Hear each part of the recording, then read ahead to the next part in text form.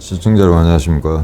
용정호도 2부 하도록 하겠습니다. 1부에서 우크라이나 전황에 대해서 제가 설명을 간단히 드렸고요. 2부에 대해서는 우크라이나 사태가 지금 현재 어떤 파급 효과를 내고 있는가, 다른 나라들의 동향이라든가 이런 것에 대해서 좀 설명을 좀 드리고자 합니다. 그 지도를 보시게 되면은 이게 아마 가장 간략하게 현재 구도를 나타낸 것 같은데, 이게 지금 뭐 포탄이 떨어진 것들이 표시가 된 게 주요 이제 격전지입니다. 주요 격전지를 보시면 되고, 이 화살표는 지금 현재 300만 명 정도가 우크라이나 사람들이 아마 인근에 있는 폴란드라든가 그다음에 헝가리, 루마니아 이런 쪽으로 지금 난민이 발생한 것 같습니다. 그래서 이 숫자가 점점 늘어나게 되면은 난민을 받는 나라들도 이제 굉장히 스트레스를 받겠죠. 심지어 일본에서도 일부 받겠다 그런 의사 표명을 한거로 그렇게 알고 있습니다. 근데 한국은 뭐 그런 내용도 없고, 그 다음에 추가로 우크라이나에 대해서 어떤 지원을 하겠다든지 러시아에 대해서 추가 제재를 하겠다든지 이런 이야기는 일체 없습니다. 아마 정권이 바뀌면 그것도 아마 좀 더 분명히 나타날 것 같은데요. 일단 이게 현재까지 이제 구도라고 보시면 되고요. 제가 일일이 설명을 드리진 않겠습니다. 그래서 북동부 쪽에서 키예프로 향하는 이걸 갖다가 뭐 주공의 일부라고 보시면 되겠는데, 여기 하나 재미있는 건 수미 지역에서 상당히 이제 뭐 지원이 벌어졌다가 양쪽 협의에 따라서 일부 이제 난민들, 주민들, 민간인들이 이쪽 대피할 수 있는 휴메니테리언 코리도라는 거, 인도주의 회랑이라는 걸 만들어서 탈출하도록 만들었던 모양입니다. 그래서 그 사람들은 지금 폴타바 쪽에 집결을 하고 있는데, 이 폴타바라는 데는 수메하고 하르키우하고 그 사이에 아무 큰 도시가 별로 없습니다. 그래서 여기에 폴타바 과거 2차 대전 당시에도 독일군에 있던 그 물자 집적소, 보급창고, 대규모 이제 군병력이 주둔하던 그런 지역입니다. 그래서 이쪽에서 드네프로를 퇴각할 때도 폴타바를 기점으로 해서 크레멘추크라든가 다른 드네프로 페트로푸스라든가, 요게 드니프로라는 게 옛날에 드네프로 페트로푸스니까 그쪽으로 하는 주요 도시였습니다. 그래서 아마 민간들이 이쪽으로 지금 탈출한 걸로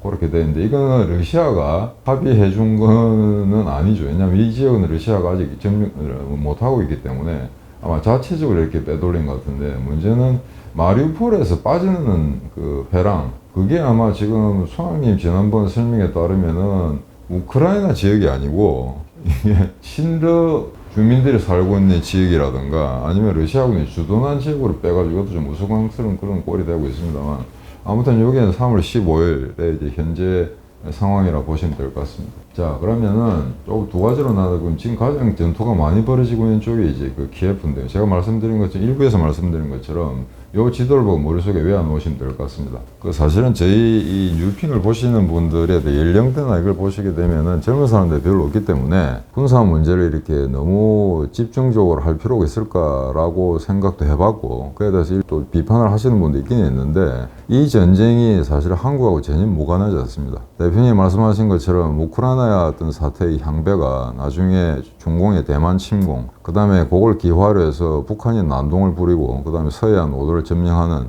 이런 그런 어떤 그 악화된 사태가 발생할 수 있는 여지가 충분히 있기 때문에 이 전쟁이 결코 남의 나라 전쟁이 아니다라는 측면에서 제가 말씀 좀 드리고자 하고요. 그 다음에 지금 커뮤니티에서 소장님이 그때마다 굉장히 자세한 내용까지 다 요약을 해서 올려주고 있습니다. 그래서 거기에 어떤 정치적 분석, 그 다음에 대외 동향 이런 걸 대표님이 요약을 잘 해주시고 있기 때문에 저는 가급적이면 좀 더 이제 밀리터리 부분에 특화해서 추가적으로 말씀을 드리는 걸로 그렇게 지금 노동분업을 하고자 합니다. 그래서 요 구도를 잘 머리에 외워 놓으시면 될 것 같고요. 요 브루바르라는 데서 의욕적으로 러시아 전차부대가 들어왔다가 격퇴당했다는 건 일부에 제가 말씀드렸습니다. 그 다음에 체르노빌 쪽에서 이렇게 우회에 들어가던 병력들이 이르핀에서 저지당했다는 거, 이것도 지난번에 말씀드렸고요. 그래서 일단 이게 수미 쪽에서 지금 오고 있습니다만, 이쪽에서는 큰 지금 방어 병력이 없어서 크게 아마 격전 같은 게 일어나고 있지 않은 것 같은데, 수미하고 체르니우하고 그 사이 이 지역에서 지금 우크라이나 측의 발표에 따르면은 2~3개 기갑 여단이 반격에 성공해서 아마 이쪽에서 상당히 러시아군이 곤란을 겪고 있다라는 상황이 전개되고 있는 것 같습니다. 그리고 하나 우크라이나 군에게는 희소식인 게, 지금 아마 3개 기갑 여단 포함해서 총 아마 13개 예비 병력까지 아마 취합을 한 거로 그렇게 지금 뉴스가 들려오고 있고요. 그 다음에 여러 차례 말씀드렸습니다만, 이 러시아군들이 하도 이렇게 전차라든가 장갑 차량이라든가 그 다음에 이런 시설물들을 갖다가 놓고 장비들을 폭파시키지 않고 도망갔기 때문에, 그걸 다 모았더니 한 개 기갑 여단 완편 진력이 생겨날 정도의 어떤 큰 규모의 전략을 그냥 전력 그대로 회수했다는 이야기였습니다. 하나 이제 우크라이나 군한테 유리한 거는 이 나라 무기 체계가 러시아군하고 똑같거든요. 그냥 다른 훈련이나 무슨 재정비 작업이 필요가 없습니다. 전차나 장갑 차량은 기존에 자기들이 쓰던 거기 때문에 바로 그대로 이제 호환해서 쓸 수도 있고요. 아마 장비 부품이라든가 그냥 포탄 같은 것도 다 호환이 되는 것 같습니다. 다만 전차는 러시아가 지금 그 T-70이라든가 80, T-90 이런 최신형 전차들을 쓰고 있는데 그 우크라이나군은 지금 T-64라고 옛날에 80년대 쓰던 그런 것들 아주 구형 전차들을 쓰고 있거든요. 근데 다행히 지금 여러 가지 전차들이 노획되는 과정에서 한 개 기갑 여단을 만들 정도로 아마 충실한 그런 전력을 재구성했다고 하니까 그것도 지금 러시아군에 대한 조롱거리가 되는 것 같습니다. 근데 여기 이제 그 키예프를 중심한 지역이었고요. 그 다음에 이건 남쪽과 동쪽인데 지금 국경선을 따라서 이런 식으로 지금 막 포위 기동을 하는 것 같습니다. 제가 일부에 말씀드린 것처럼 하르키우에서 이줌 지역을 갖다가 장악하고 난 다음에 남하하는 이런 움직임이 있으니 이것도 막 차단됐다고 하고요. 그 다음에 남쪽에서 루간스크에서 북진하는 이 병력도 우크라이나군에서 차단됐는데 문제는 이 지도가 정확치는 않습니다만 이쪽 구역하고 이쪽 구역 이렇게 들어오죠. 이쪽 구역으로 지금 예비병력, 우크라이나군 예비병력이 들어왔다고 하는데 이걸 제대로 지켜내지 못하면은 마리우폴이라는 도시를 갖다 지켜내기 위해서 너무 집착하다 보면 이쪽에서 컷오프 되는 경우가 생기거든요. 그럼 너무 의욕적으로 이렇게 진입했던 우크라이나군이 잘려나가면서 포위될 위험도 없지 않아 있습니다. 그래서 이게 병력이 충분하다면 이 지역을 갖다가 장악한 지역을 지켜내겠습니다만 만약에 전력이 딸린다면 또 전술적으로 후퇴할 수밖에 없는 그런 지금 곤란한 상황이거든요.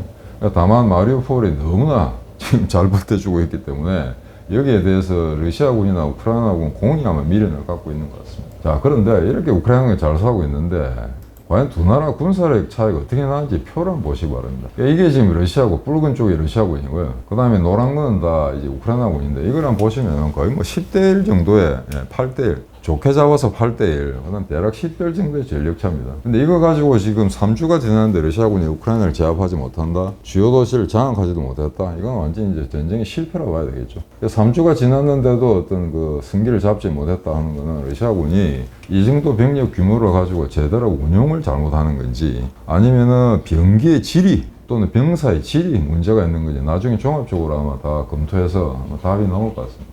그래서 이걸 보시면 되고 그 다음에 조금 더 구체적으로 들어가게 되면 이제 이겁니다. 이건 이제 트럭이라든가 여러 가지 장비, 집차들이고요. 요거는 보병 차량입니다. 보병 차량인데 이거는 장갑 차량이라 봐야 되겠죠. 그 다음에 아머드 파이팅 비히클스는 이거는 전차를 이야기하는 겁니다. 근데 지금 보시게 되면은 파란 건 우크라이나군의 손실입니다.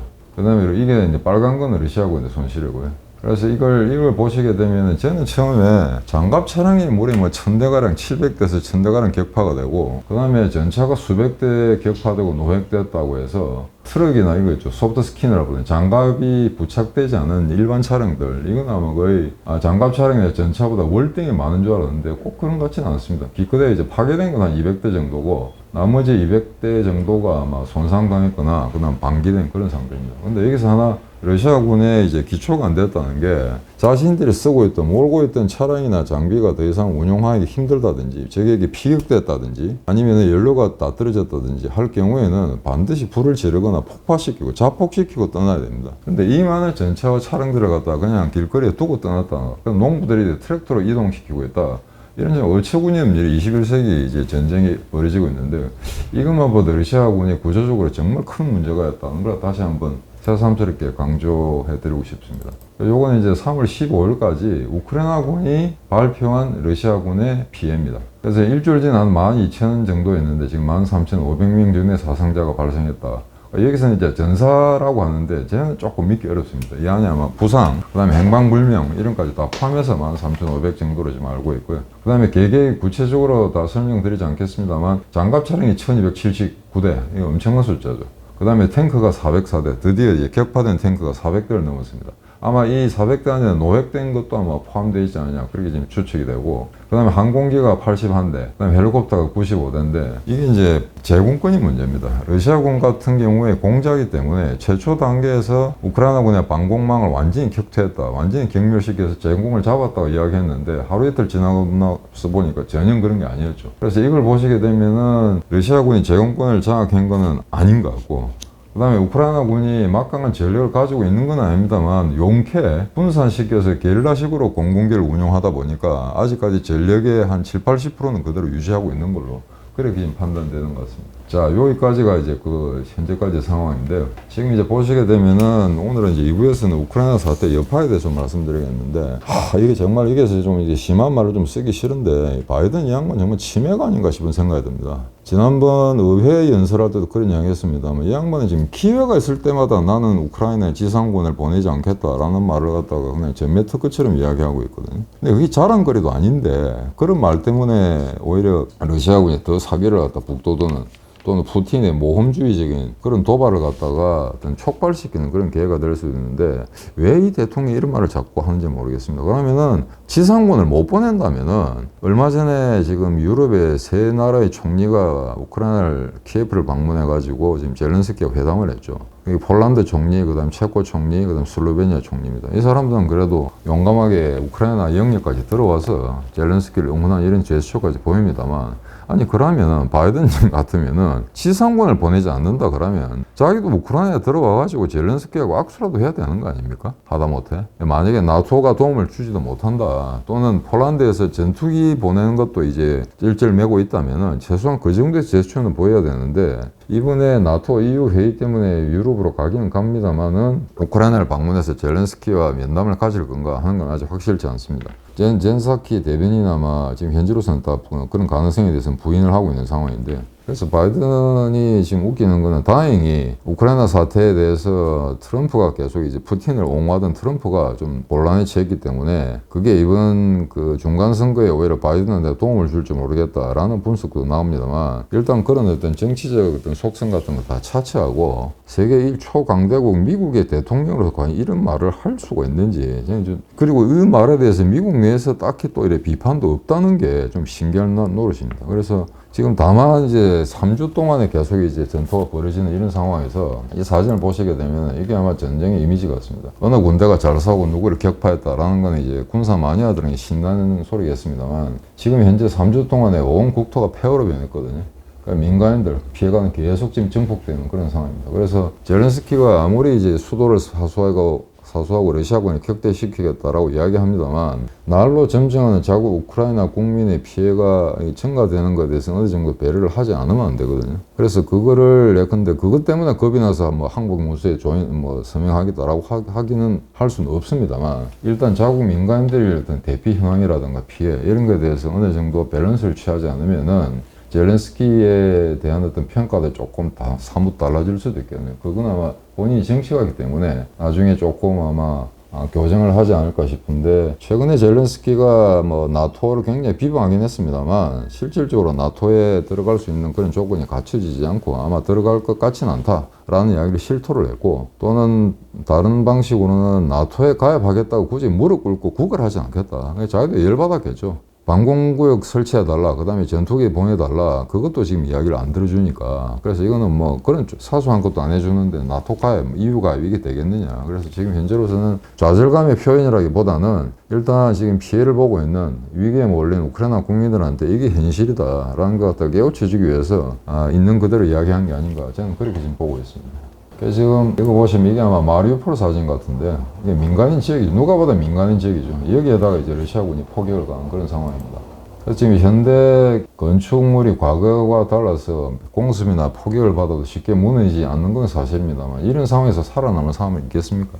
살아남았더라도 중상을 입겠죠. 이게 민간에 대한 폭격, 아주 야비한 폭격이 지금 그 러시아군이 자행되고 있는데, 이거는 지금 이르펜입니다. 이르펜, 요게 이제 그 몇 가지 지류인데, 뭐 그걸 깨울 같은데, 이게 키예프에서 키우에서 가장 가까운 이제 도시거든요. 거기서 난민이 발생 이쪽으로 이동하는, 강을 건너서 이동하는데 아마 우크라이나 군인들이 지원하는 그런 광경 같습니다. 그러니까 민간인들의 피해는 이렇게 계속 속출하고 있죠. 그래서 지금 우크라이나 군과 국민들 간의 신뢰관계, 이거는 더없이 지금 공고한 그런 상태입니다만, 이게 어느 정도까지 계속해서 에스컬레이트 되게 되면은 자체적으로 여기에 대해서 내부적으로 비판도 나오지 않을까, 그런 걸 저는 좀 우려해 보고 있습니다. 그래서 미국에서 지금 최근에 한 조치는 러시아에 대해서 영향력을 행사할 수 있는 나라는 유일하게 중국일 거다. 시진핑이 중국일 거다. 그래서 14일 날 아마 이탈리아 로마에서 설리반 미 백악관 외교안보 보좌관하고 그다음에 양제츠 사진을 보여드리겠습니다. 양제츠 중국 공산당 외교 담당이죠. 근데 이 왕이가 외교장관입니다만 사실은 공산당의 공산주의 국가였던 조직의 특수 어떤 구조 때문에 아마 이 사람이 사실은 외교를 전담하고 있다고 그렇게 보시는 게 나을 것 같습니다. 물론 설리반이 카운터파트입니다만 서열도 아마 왕위보다 훨씬 높거든요. 근데 이 두 사람이 지금 이야기를 했는데 지금 실질적으로 어떤 워딩을 썼는지는 우리가 밝혀낼 수 없습니다만 CNN이나 BBC에 나온 뉴스를 토대로 간단히 요약을 해드리자면은 아마 이렇게 한 것 같습니다. 중국 네가 러시아를 좀 꼬드겨서 전쟁을 중단시키고 어느 정도 어떤 건설적인 기회를 할 수 있도록 해라 라는 거 한마디, 이건 인카리지죠. 그 다음에 또 하나는 최근에 러시아가 얼마나 답답했으면은 중국에다가 물자하고 부품, 무기, 그 다음 드론, 그 다음에 뭐 썩지 않는 군용 식당까지 지금 지원을 요청한 그런 상태거든요.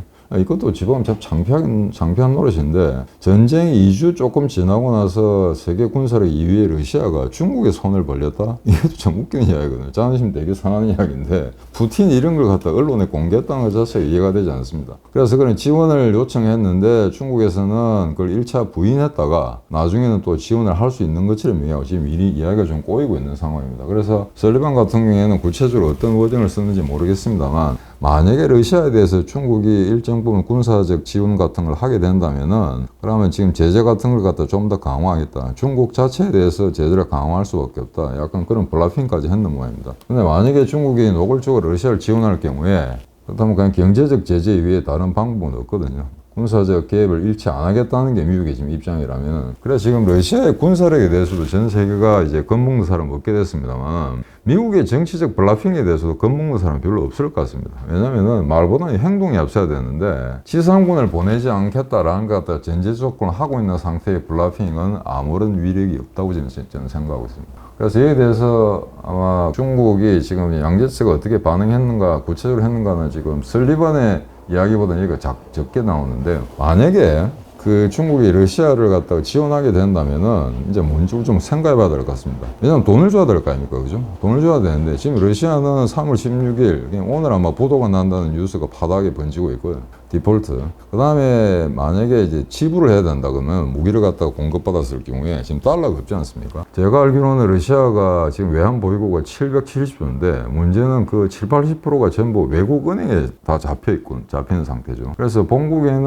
아마 14조인가 우리 돈으로 그 정도 돈밖에 없다고 합니다. 그럼 중국에서 물자를 받았을 경우에 대금을 지불해야 되는데 달러는 지불을 못하죠. 돈도 없으니까. 루블을 준다고 하면 중국이 받겠습니까? 절대 받지를 않죠. 자, 그럼 이런 상황에서 아마 분명히 그렇다면 러시아에서 뭔가 줘야 되는데, 아마 중국은 아마 핵심적인 군사 기술을 아마 이전해 달라는 그런 식으로 내고를 하지 않을까 싶습니다. 왜냐하면 푸틴이 이제 현금이 없다 보니까 그 수밖에 없는데, 실제 지금 전 세계에서 자주 국방을 100% 실현한 나라는 단 두 나라밖에 없습니다. 미국과 러시아입니다. 중국도 그렇지 못합니다. 그러니까 중국이 워낙 전략물자 수출 규제 이런 것도 수십 년간 받아오니까 전 세계 어느 나라도 주요 핵심 부품을 중국에 판매하고 있지는 않거든요. 그러다 보니까 전차라든가 그 다음에 전투기 엔진 같은 경우는 러시아에 비교할 바가 안 되거든요. 근데 만약에 수호이라든가 러시아의 최신鋭기 엔진을 갖다 그대로 받아온다든지 아니면 그런 핵심 부품에 대해서 기술 이전이 이루어진다면 중국으로서는 뭐 상당히 큰 덕이 되는 거죠. 물론 거기에 서구와 EU, 그 다음에 미국에 대한 경제 제재 조치가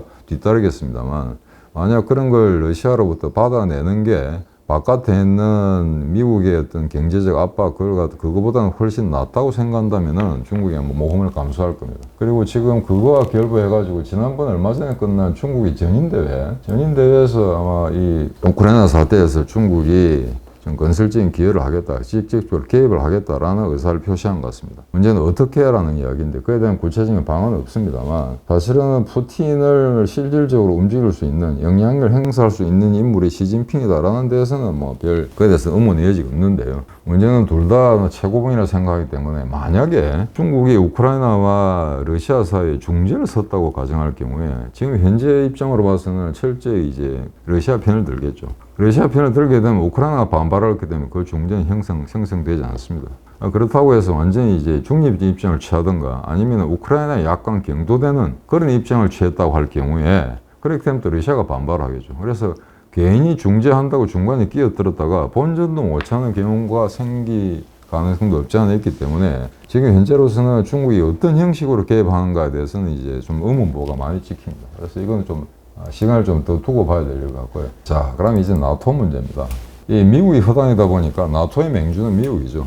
나토도 지금 말이 이제 군사동맹인데 지금 현재까지는 아무런 역할을 하지 못하고 있습니다. 아까 말씀드린 것처럼 제렌스키 같은 경우에는 나토에만 가입한다면은 국가의 안전보장이 100% 담보가 되는데 그게 현실적으로 이루어지지 않는다면은 굳이 뭐 나토와 협상을 한다든지 나토 가입을 갖다가 대상 서두르지 않겠다라고 있는 그런 상황입니다. 근데 지금 미국이 저렇게 어정쩡한 스탠스를 취하고 있다 하더라도 나토가 뭔가 하지 않을 수는 없죠. 그래서 최근에 보니까 아마 노르웨이에서 약 3만 명이 아마 나토 병력이 집결해서 그게 아마 콜드 리스판스인가요? 그런 이름의 이제 훈련을 하고 있는데 그 훈련은 반드시 우크라이나 사태 때문에 급조된 훈련은 아닙니다. 원래 하던 정상적인 훈련을 하는 거고요.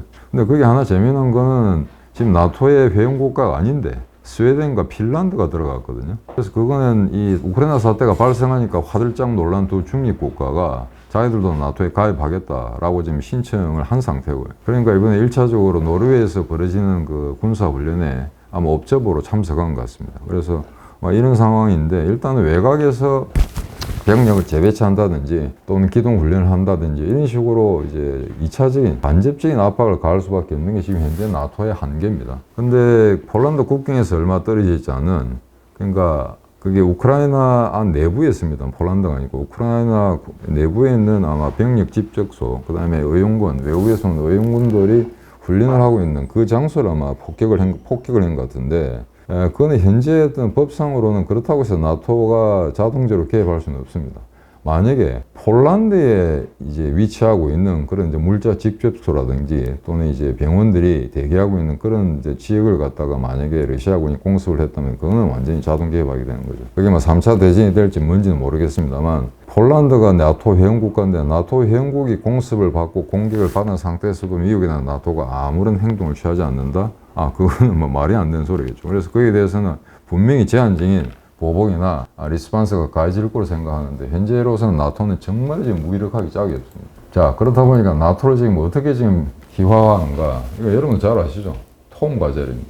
근데 어떤 사람이 한번 올려놨는데 이게 러시아의 큰 불독이죠. 러시아가 자고 있는데 나토가 이런 나온 판때기를 아마 때리려고 하다가 우크라이나에 넘기고 도망가는 이런 사진입니다. 근데 사실 잘못된 게 이게 이제 나토라 봐야 되고 요걸 조그만 걸 우크라이나로 해야 되는데 이 만화에 나온 건 이런 장면밖에 없기 때문에 이렇게 합성을 아닌가. 그래 이렇게 지금 우스꽝 그런 사진까지 있습니다만 하여튼 우크라이나가 지금 나토 회원국가도 아니고 EU 국가도 아닙니다만 소위 말해서 자유와 이제 시장경제, 민주주의 이런 이제 서구 가치를 위해서 자기들이 최전선에서 버티고 있다 이런 식으로 이제 EU를 압박하고 있는 그런 상황입니다. 근데 이제 혹자는 어떤 유튜브 혹자는 이게 그 우크라이나가 워낙 전 세계에서 부패한 국가이기 때문에 러시아한테 당해도 싸다라고 이제 그런 이제 함부로 이제 말을 내뱉는 분이 있는데 그러면 러시아는 부패 안 했냐 이거죠. 러시아만큼 부패한 사회가 또 어디 있습니까 전 세계에? 중국하고 삐까삐까하겠죠. 예, 그래서 아마 그 유럽의 중소규모의 작은 나라들의 어떤 부패 상황을 가지고 러시아와 비교하는 건 그건 어불성설이고요. 그래서 일단 나토나 서구가 너무나 현재 무기력하다라는 현상은 여러 군데 나옵니다만 그에 대해서 제렌스키는 이런 쇼맨십도 있습니다. 지금 어느 나라 대통령이나 총리가 군복을 입고 이렇게 일선에 나설까요?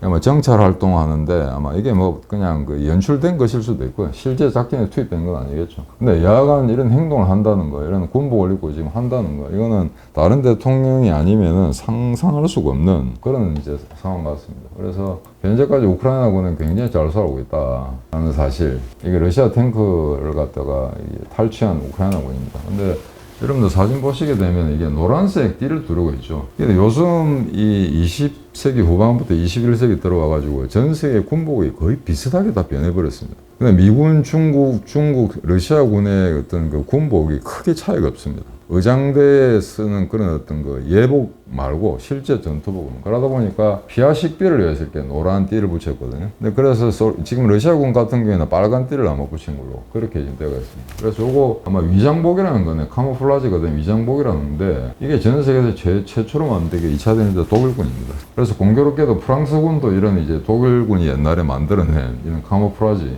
이런 이제 위장복을 다 쓰고 있고, 저는 이렇게 보게 되면은 군복이 거의 비슷하기 때문에 장비 색깔이라든지 형태라든지, 그래서 야간 전투를 하게 되면은 정말 피하시기가 어렵죠. 그래서 주간 전투 같은 경우에는 이렇게 띠로서 병사들 개개인의 어떤 위치, 존재 이런 것도 확인하는 것 같습니다. 자, 그러면은 마지막에 이제 휴전 가능성에 관한 타진입니다. 지금 전쟁이 끝까지 가겠느냐. 근데 만약에 푸틴이 오판을 해가지고 키예프 시내로 들어가서 스탈린그라드처럼 시가전을 하겠다고 할 경우에는 절대 몇 주 안에 끝나지 않습니다. 최소한 2달, 길게는 석 달 이상 끌게 될 거고요. 물론 그런 어떤 그 대회전을 통해서 다시 한번 협상 가능성을 열 수도 있습니다만, 지금 아마 지금 4차 협상에 상당 국가들이 아마 기대를 걸고 있는 것 같습니다. 왜냐하면 러시아가 2차 공세를 했습니다만 완전히 돈자된 상태고요. 전선을 더 이상 확대할 수도 없고 병력도 모자란 상태고, 그리고 키예프를 포위할 수 있다 하더라도 키예프를 완전히 점령하기는 도저히 불가능하다는 그런 군사적 판단이 섰을 겁니다. 그에 따라서 민간인 피해도 지금 날로 증가하기 때문에 젤렌스키 같은 경우에는 어느 정도 합당한 요구를 들어줄 수만 있다면 러시아와 협상하지 않겠다는 그런 입장도 아니기 때문에 어느 정도까지는 이제 가능성이 열려 있습니다만, 만약에 협상단이 일정 부분 협상을 했다 하더라도 푸틴에게 틀게 되면 또 문제가 생기죠. 지금 푸틴 같은 경우는 날이 갈수록 히틀러하고 지금 비슷하게 되어 가는데, 과연 그런 합리적인 어떤 판단, 의사결정, 그 다음에 양측의 합의 이런 게 도출될 수 있을런지, 그건 현재 상당히 힘든 상황입니다. 그래서 우크라이나군은 지금 국민들과 더불어서 제대로 정말 잘 싸우고 있다, 나라를 잘 지켜내고 있다 하는 게 하나의 이제 고정된 이제 그 조건입니다만은, 그 외에 여러 가지 변수가 있죠. 과연 현재의 전력 가지고 계속되는 러시아군을 이겨낼 수 있을는지, 그 다음에 정말 서방으로부터 물자가 무제한 계속 우크라이나를 지원할 수 있을 건지. 근데 2-3달 동안에 키예프 시가전이 전개된다면은 과연 그런 물자를 계속해서 공수받을 수 있을는지, 이런 것도 상당히 이제 골치 아픈 변수가 됩니다. 근데 과연 그러면 러시아가 지금 루블화 같은 경우에 90%가 지금 날아갔다 그러거든요. 그러니까 과거의 화폐가 100으로 잡는다면 10% 가치밖에 없게 됩니다. 그래서 거의 경제가 지금 망가진 상태고, 그 다음에 지금 보시면은 러시아 내에서 반전 시위를 하다가 붙잡힌 사람이 이제 15,000명을 넘는다고 하거든요, 전국적으로. 근데 주로 이제 모스크바하고 주요 도시에서 발생한 거겠죠. 이런 것도 과거에는 찾아볼 수가 없었습니다. 20세기에는. 그때는 뭐 소련에서 어쩔 도리도 없는데, 최근에 여러 가지 조지아라든가 군사행동, 아제르바이잔에 대해서 군사행동을 취했을 때도 러시아 시민들이 이렇게 저항한 적은 없거든요. 그 다음에 이미 대표님이 한번 말씀하셨습니다만, 러시아 국영방송, 우리 같으면 KBS겠죠. 생방송을 하고 있는데, 거기 있는 그 기자겠죠. 다른 기자겠죠. PD나. 전쟁을 반전을 한다면 no war라고 영어로 쓰고 그 다음에 러시아 말을 적었습니다. 이런 사태가 생기거든요. 그래서 러시아 안에서도 지금 내부적으로 굉장히 문제가 많다. 경제부들이 거의 파탄 지경이렇고요. 그래서 이런 그 악화된 조건 속에서 분명히 아마 양보를 해서 협상을 할 여지가 있는데, 아마 우크라이나 측은 이렇게 이야기할 겁니다. 일단 군대는 모두 철수해라. 그 다음에 가능하다면은 이 뭐 건물의 파괴라든가 인명피해라든가 그래서 보상을 하라고 이야기하겠죠. 그 조건을 들고, 그 다음에 이제 세 번째 조건이라는 건 안전보장인데, 어차피 나토에 가입을 못하니까 강대국들의 중재에 의해서 더 이상 러시아군이 우크라이나를 넘보지 않도록 안전보장을 다 담보해달라 하는 조건이 있을 수가 있을 겁니다. 그 2-3가지 조건을 낼 건데, 그러면 러시아가 만약에 좀 수모를 당했습니다만 만약에 철군을 한다고 한다면은 대신에 자기들 이런 조건을 내겠죠. 지금 그 크림 반도하고 그 다음에 루간스크하고 도네츠크 공화국이라는 걸 엉터리 인민공화국을 하나 만들었는데, 여기는 현재 소련군에 장악하고 있거나 소련군의 영향력이 있기 때문에 이거는 러시아에 돌려달라, 러시아 땅으로 인정해달라라는 조건을 제시할 가능성이 있습니다. 그래서 이거는 강대국들의 중재나 그 다음에 우크라이나가 어떻게 받아들일지 모르겠습니다만 당장 오늘 결판이 나진 않겠죠. 하지만 지금 3주 동안에 걸친 이런 상황에서 러시아가 완전히 수모를 당했다는 거 하나, 그 다음에 3주까지는 우크라이나가 잘 견뎠습니다만 과연 앞으로 이를 갖다 수달 동안, 아니면 6개월 정도 계속해서 전쟁을 이어갈 수 있는 그런 전력이 있을 수 있겠는가. 국민들의 사기가 굉장히 높은 거는 이거는 뭐 굉장히 유리한, 우크라이나 군대에 대해서는 유리한 조건이겠습니다만, 과연 이게 전력, 지금 현재 그냥 그 미니멈 전력으로 버티고 있는 상황이거든요. 기적적으로. 전 세계 군사 전문가들 예측이 다 틀렸습니다. 이렇게까지 3주 이상 견딜 수 있으라고 상상도 못하는 상황이거든요. 그리고 지금 현재도 거의 절반 정도는 아마 그럼에도 불구하고 조만간 러시아가 우크라이나를 짓누를 거다. 키예프를 정복해서 뭐 우크라이나를 갖다가 뭐 곤란해 막 그런 곤란한 징용으로 내몰 거다라고 판독하는 사람들이 꽤 많이 있는 것 같습니다. 저는 그거에 속하지는 않습니다만.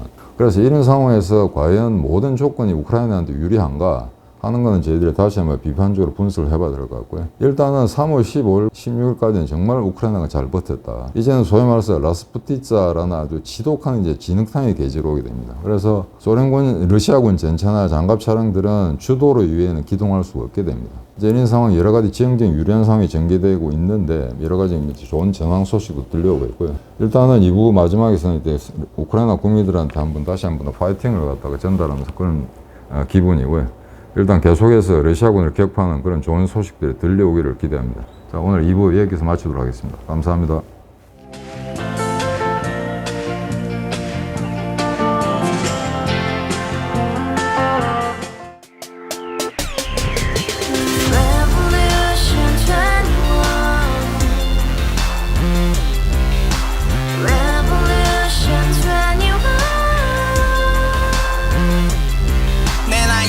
월세 30 코인빚만 300 서울에 온 지 벌써 10년 아둥바둥 버텼지만 여전히 난 반지 하에 제왕 곰팡이 연문제약 내비랭 깡통 망통 완전히 폭망 고시원 창문만큼 작아진 내 꿈 연애 결혼 내 집 모든 게 헛꿈 1년 전 떠난 여친 울며 말했지 같이 살자 평생 가본 게 꼭꼭꼭하지 가바후스 700 나도 소유주 Revolution 21 가바후스 700 나의 소유주 택시기사 우라부지 마트캐셔 울어문니 우리 집안 다 털어봤자 후줄 그래 개선민 내밀은 거기서 팍 끝난 거지 팍더 이상 노력 따윈 괴물이 스펙 찾아서 말리 비오는 날 알바 잘려 맨날 학원 날 개쳐 발려 밤비 내리는 양화대교 홀로 걷고 있을 때 현수막에 아로 새겨진 평당 700짜리 아파트 다같이 소리 질러 혁명 21 Revolution 21 가바후스 700 나도 소유주 Revolution 21 가바후스 700 나의 소유주 You and I We live together in the house Brand new day And your dream had just begun Revolution 21 Only open happiness 너의 곁에 내가 영원히 지금까지 정치인들 입만 열면 찝찝찝 개소리 멍멍멍 쳤다 하면 뻥 잘난 부모 만나